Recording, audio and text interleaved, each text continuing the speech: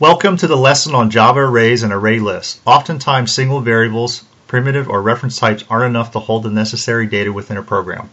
Quite often, data is retrieved from a database, and data structures such as arrays or array lists are better suited than creating, for example, 100 or even 1,000 individual variables. Let's first take a look at arrays. An array is a simple data structure that can hold a fixed number of values of the same type. Arrays are actually objects or reference types that you can invoke the length property even for arrays for primitive types. You can declare and instantiate an array a couple of ways. Let's declare an int array called grades.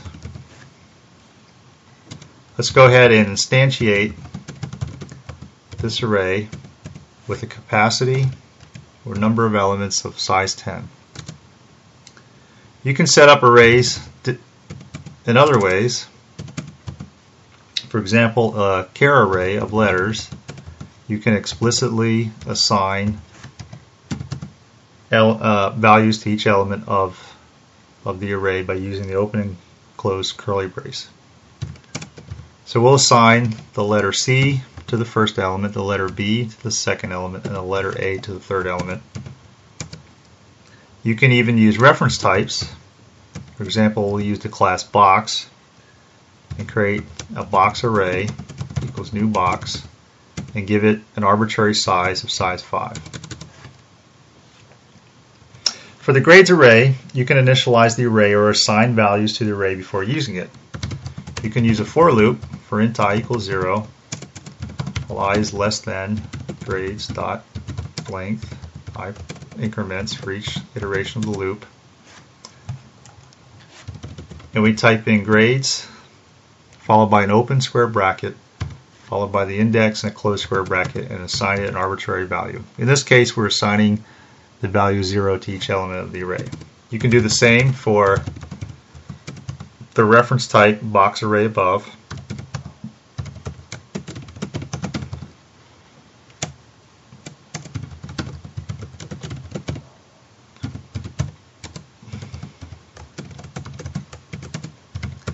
And say box array with the index of j equals new box. And in this case, a new instance of box is being assigned to each element of the box array. To access any given element of an array, you would refer to its index, which is a whole number starting at 0 up to the length of the array minus 1. For example, to access the second element of the letters array, you would type in letters and use the index 1. Let's go ahead and output this value to verify.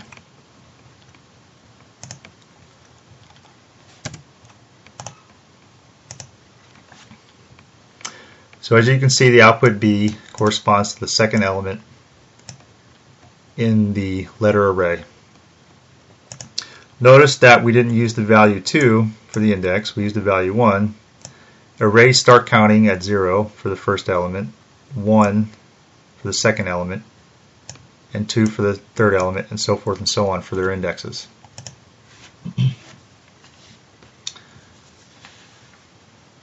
Let's take a look at a sorting feature for an array. Suppose you want to sort characters within a char array. So we'll go ahead and use the sort method of the arrays class and pass in the letter array. And let's go ahead and take a look at the value, the output of this array. And notice how the letters are now sorted A, B, and C. In some ways, arrays have limitations. For example, the size of the array has to be established before it can be used and cannot be changed. If you don't know the size of your array, you can use a more dynamic structure such as an array list. An array list is a generic data list collection type which enables elements to be type parameters as opposed to instances or values. The benefit of generics allows you to create a structure or algorithm for any type as opposed to creating one for each type.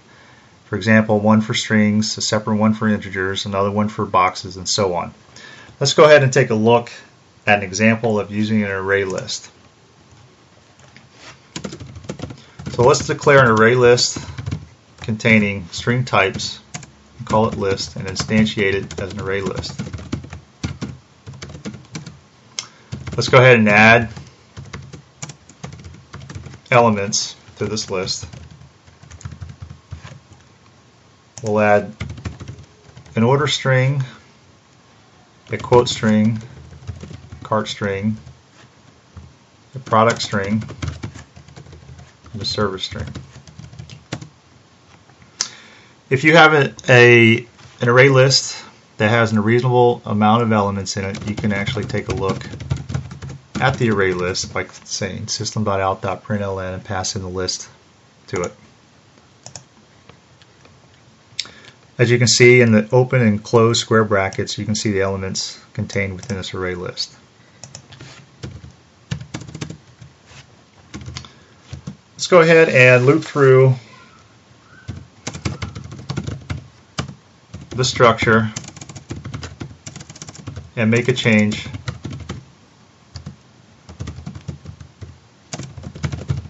to each element within the array list. Let's go ahead and use what's called a list iterator, which is also a generic type, and let's call it I. And let's grab that from the array list. Let's use a while loop to iterate through the array list and assign each element to a variable of type string called item. And let's go ahead and call the set method on li to make an arbitrary change by appending or concatenating the $sign to each element of the array list. And let's take a look at that output. As you can see, each element of the array list has a $sign concatenated to it.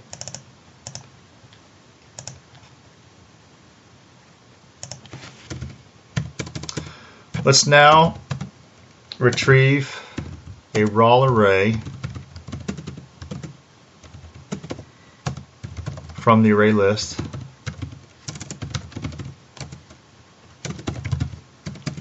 Let's set up a string array and call it list A, capital A, RR equals new string. And since we know the size at the time we want to retrieve this array, we can explicitly call the size method on the array list.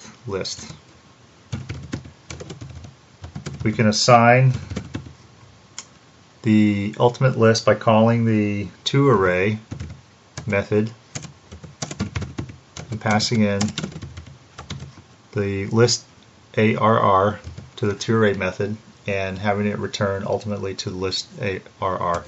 Let's go ahead and use the enhanced for loop or the for each loop to take a look at each element of the raw array itself. Let's just simply pick each value out as output. As you can see, we see each element of the string array outputted one on top of the other. The advantage of converting an array list to an array is that you can read it a little bit quicker for efficiency's sake.